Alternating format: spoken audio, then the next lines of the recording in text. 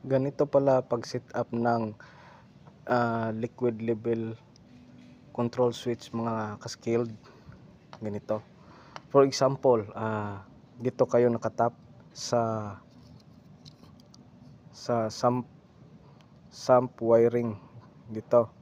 So lagay nyo isang wire dito, tapos dito. Pag walang tubig yung water tank, hihilahin yang ng liquid niya kasi mabigat to mabigat. So hihilahin yan, so mag-o-off yung motor. So pag nag-refill na yung tangke na puno na ng tubig, babalik yan mula sa pagkahila niya, babalik yan ganyan. Yan. So yan yung proper installation niya.